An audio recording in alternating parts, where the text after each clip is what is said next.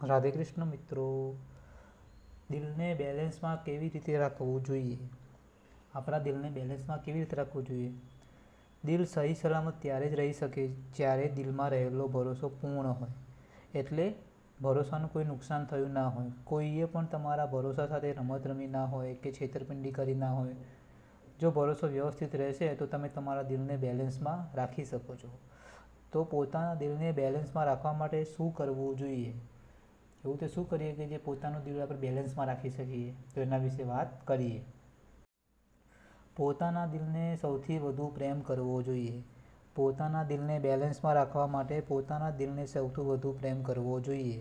તમે ક્યારેય પણ તમારા પોતાના દિલ સાથે ચીટિંગ નથી કરી શકતા કે પોતાના દિલ સાથે ગેમ નથી રમી શકતા. ગેમ હંમેશા સામેની વ્યક્તિના દિલ સાથે જ રમાય છે. તો પોતાના દિલને સૌથી વધુ પ્રેમ કરવાથી શું થાય છે? તમે સૌથી વધુ ખુશ રહેવા લાગો છો. અને જેટલા વધારે તમે ખુશ રહો છો એટલે જ વધારે પોઝિટિવિટી તમારી સાથે રહે છે અને પોઝિટિવિટી તમને પોઝિટિવ લાઈફ આપે છે. તો પોતાના દિલને સૌથી વધુ પ્રેમ કરવો જોઈએ. તરત જ કોઈ વ્યક્તિ પ્રત્યે આકર્ષિત ના થવું જોઈએ. તમે પોતાના દિલને બેલેન્સમાં રાખવા માંગતા હોય તો ક્યારેય પણ કોઈ વ્યક્તિ પ્રત્યે તરત જ આકર્ષિત ના થવું જોઈએ. સામેનું વ્યક્તિ કેવું છે કેવું નથી તેની તમને કંઈ જ ખબર નથી. ભલે સામેની વ્યક્તિ ગમે તેટલું પણ મનમોહક કેમ ના હોય, સુંદર હોય, ઇમિડિયેટ રિઝલ્ટમાં તેની પ્રત્યે આકર્ષિત થવું જોઈએ નહીં. બની શકે કે સામેનું વ્યક્તિ લોયલ ના પણ હોઈ શકે. કોઈ વસ્તુ હોય તો વસ્તુ પ્રત્યે આકર્ષિત થશો તો તે વસ્તુ તમારું ક્યારેય નુકસાન કરશે નહીં. પણ કોઈ વ્યક્તિ પ્રત્યે આકર્ષિત થશો તો તે વ્યક્તિ તમારું નુકસાન કરી શકે છે. તો તરત જ કોઈ વ્યક્તિ પ્રત્યે આકર્ષિત થવું જોઈએ નહીં. ત્રીજું છે આંધળો ભરોસો નિરર્થક છે, વ્યર્થ છે. કોઈ પણ વ્યક્તિ પ્રત્યે આંધળો ભરોસો ના મૂકવો જોઈએ. કારણ કે જ્યારે ભરોસો તૂટે છે ત્યારે તમે તમારા દિલને કાબૂમાં નથી રાખી શકતા. તમને એવું લાગે છે કે બધા જ રસ્તા બંધ થઈ ગયા છે. ત્યારે તમારું મન અને દિલ એક જ જગ્યાએ આવીને શું થઈ જાય છે? સ્ટોપ થઈ જાય છે. તમને એવું લાગે છે કે જિંદગી સ્ટોપ થઈ ગઈ છે. તો ક્યારેય પણ કોઈ પણ વ્યક્તિ પ્રત્યે આંધળો ભરોસો મૂકવો જોઈએ નહીં.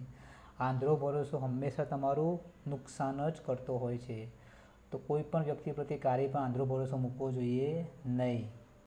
ચોથું છે હંમેશા કામમાં વ્યસ્ત રહેવું જોઈએ. તમે તમારા કામને બહુ જ પ્રેમ કરવો જોઈએ. જેટલા રસથી તમે તમારું કામ કરશો તેમાં એટલું જ ઇમ્પ્રુવમેન્ટ તમે મેળવી શકશો, એટલી જ ચોકસાઈ તમે મેળવી શકશો. તો હંમેશા પોતાના કામ પ્રત્યે સજાગ રહેવું જોઈએ અને પોતાના કામને વધુને વધુ પ્રેમ કરવો જોઈએ. કામમાં વ્યસ્ત રહેવાથી નેગેટિવિટી દૂર થાય છે અને તમને પોઝિટિવ લાઈફ જીવન જીવવા મળે છે. તો હંમેશા પોતાના કામમાં વ્યસ્ત રહેવું જોઈએ. ચોથું છે પ્રેમ પાત્રના વિચાર સૌથી ઓછા કરો. જો તમે તમારા દિલને બેલેન્સમાં રાખવા માંગતા હોય તો સૌથી ઓછા વિચાર તમારે તમારા પ્રેમ પાત્રના કરવા જોઈએ. આમ કરવાથી તમારા બંનેનું બોન્ડિંગ બહુ જ મજબૂત થાય છે. જ્યારે તમે તમારા પ્રેમ પાત્રના વિચાર ઓછા કરો છો ત્યારે તમારા બંનેનું બોન્ડિંગ કેવું થાય છે?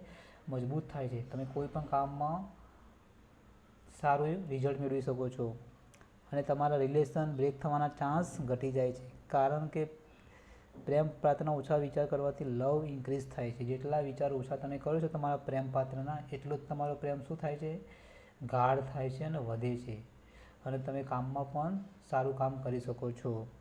જો તમારું દિલ બેલેન્સમાં હશે તો તમે તમારું મન અને શરીરને પણ બેલેન્સમાં રાખી શકશો.